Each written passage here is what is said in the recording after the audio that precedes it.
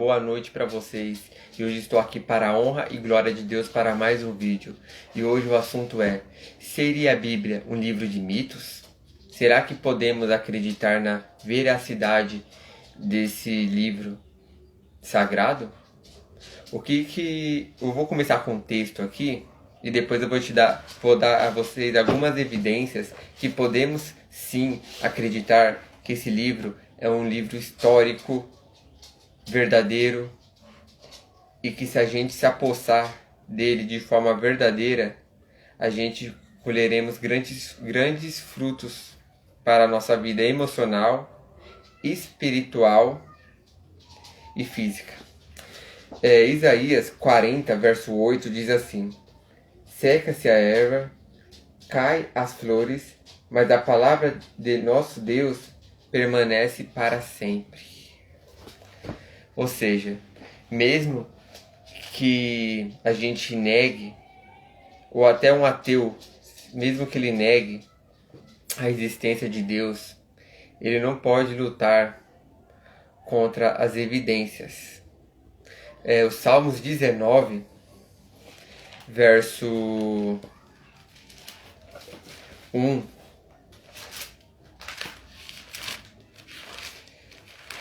diz assim: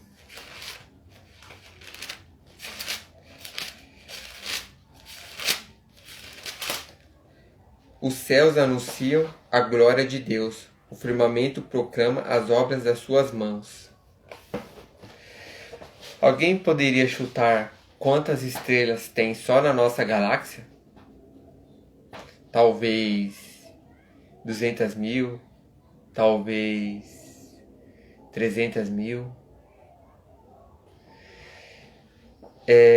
Existe 200 bilhões de estrelas só na nossa galáxia. Só na nossa galáxia. Fora as outras galáxias que não tem como ver. Entende? Então o que a gente consegue perceber com isso? E o texto diz que os céus proclamam a glória de Deus e o firmamento das suas obras. Mesmo que a gente andasse, mesmo que a gente pegasse um ônibus espacial a 60 mil quilômetros por hora para sair de uma estrela e para chegar a outra, sabe quanto tempo que demoraria? 201.450 anos. Isso mesmo, 201.450 anos. Então o que a gente consegue perceber com isso? Com a grandeza que é o universo, com a perfeição que é as flores, por exemplo, as plantas, os animais, a perfeição que o design inteligente que a Bíblia chama de Deus implantou dentro de nós, nos colocando bilhões de informações que é o DNA. Entende? Isaías 40, 25, 26 é um texto interessante também. Diz assim: a quem, pois, me fareis semelhante, para que lhe seja semelhante, diz o Santo. Levantai ao alto os olhos e vede quem criou essas coisas. Quem produz por conta o seu exército, quem a todas chama pelo seu nome, por causa da grandeza das suas forças e pela fortaleza do seu poder, nenhuma faltará. Em outras traduções, o exército é traduzido por estrelas, certo?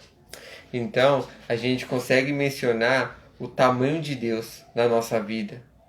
Então, a gente não pode se sentir um lixo. A gente não pode se sentir que ninguém nos ama, porque Deus nos ama.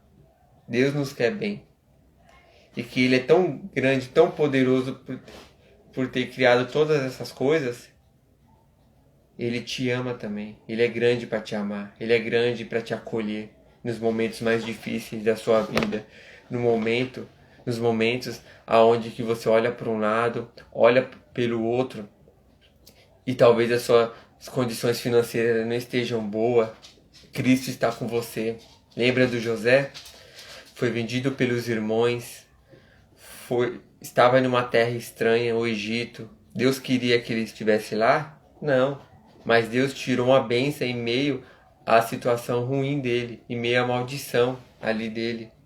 Assim Deus pode fazer na sua vida. Muitas das vezes a gente tomamos atitudes contrárias à palavra de Deus. Mas Ele pode tirar algo bom ali, se você se arrepender, se você demonstrar com toda a sinceridade que o caminho de Deus é melhor do que o seu caminho. Lembre-se, João 3, verso 30. Que Ele cresça e a gente diminua. Entende? Jó, vamos para o livro de Jó. Jó 28, verso 25. Jó 28, verso 25. Diz assim: Quando ele calculou a força dos ventos e marcou limites para os mares. Quando fez leis para controlar a chuva e traçou o caminho dos relâmpagos. Esse texto aqui foi escrito aproximadamente há 1450 anos antes de Cristo. Ou seja, juntando de Cristo para cá com 1450 anos antes, a gente tem um cálculo mais ou menos de 3.500 anos. Na época onde não existia a ciência, entende? Como que se calculava a força dos ventos e o limite dos mares? Entende? Sem uma intervenção divina, sem uma mente inteligente por trás. Impossível. Não é verdade? Séculos e séculos depois foram usados métodos para comprovar aquilo que a Bíblia já mostrava antes. Então esse livro é real.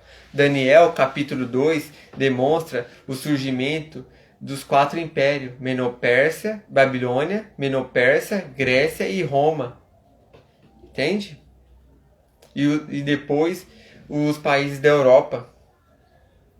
Então, o que a gente consegue, séculos antes desses impérios surgirem? Então, o que a gente consegue perceber? Esse livro aqui não é um mito. Esse livro é real.